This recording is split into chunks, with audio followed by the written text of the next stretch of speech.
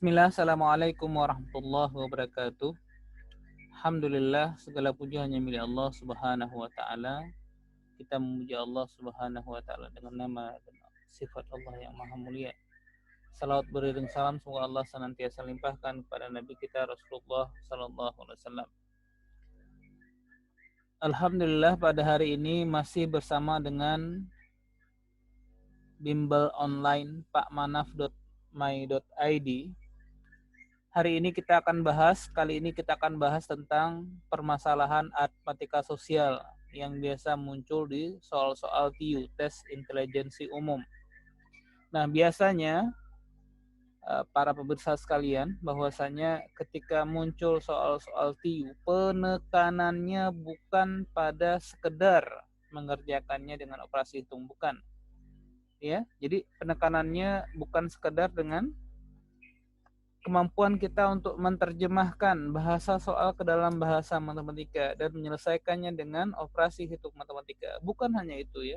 Jadi penekanannya tidak atau bukan hanya pada kemampuan dasar matematika kita saja, bukan.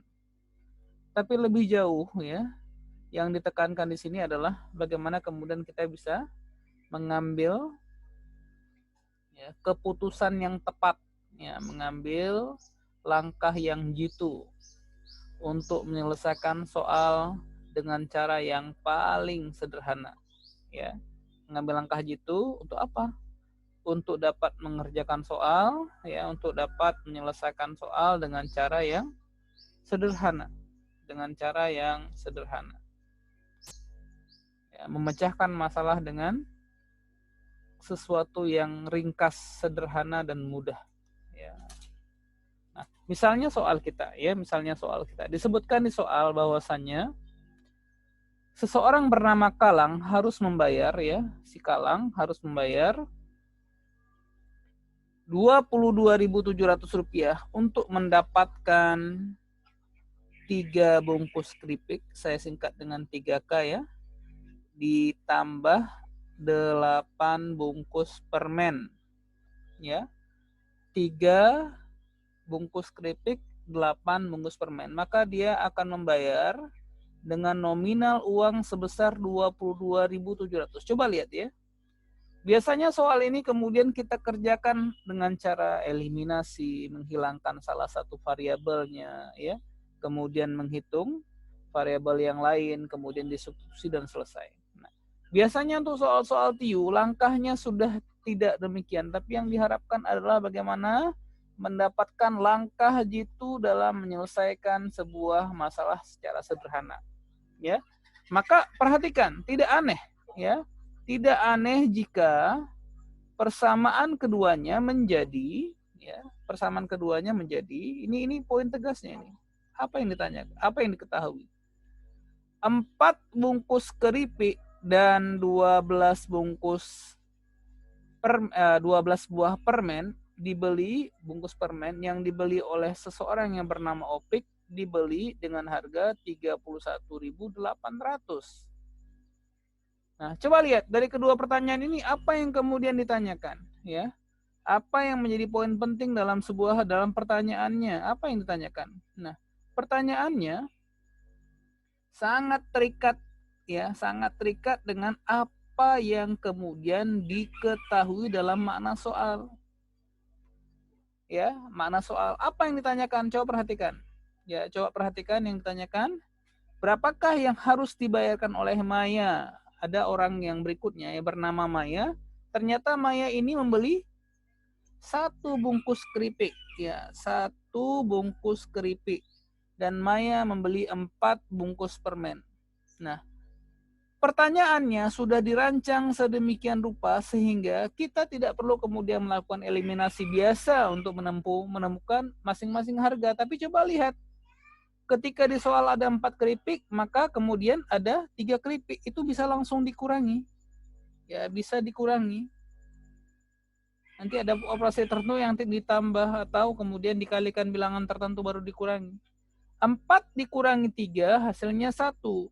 Coba lihat padanannya sebelahnya. 12 dikurangi 8 hasilnya 4. Maka jawabannya 31.800 dikurangi 22.700. 800 kurang 700 jadi 100, gitu kan? 31 kurang 22 jadi 9. Maka jawabannya berapa? 9.100 rupiah, ya. Berapa jawabannya? 9.100 rupiah. Ada jawabannya. Di mana? Di opsi jawaban A. Nah, di opsi A ada jawabannya. Nah, selesai ya, jawabannya ada di opsi jawaban A. Nah, itu teknik yang kemudian bisa kita gunakan, ya. Itu teknik yang bisa kita pakai.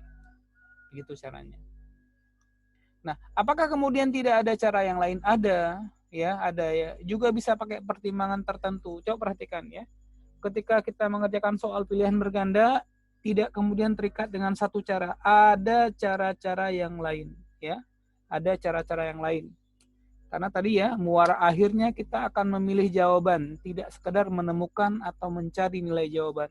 Coba saya tunjukkan ya.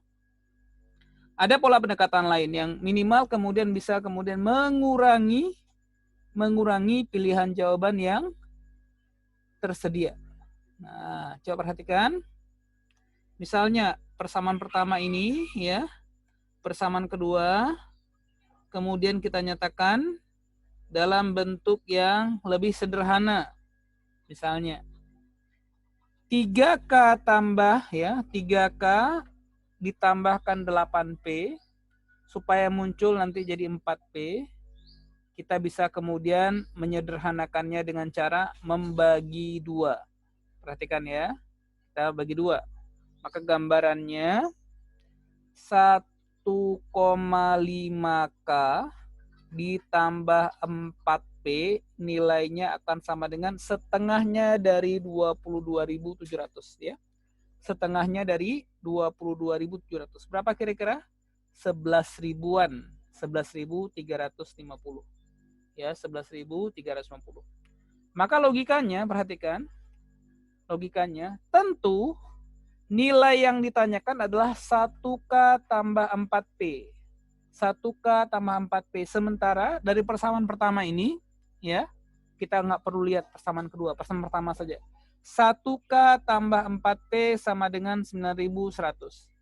Sementara 1,5, maaf ya, ini hasilnya tadi tidak diketahui ya.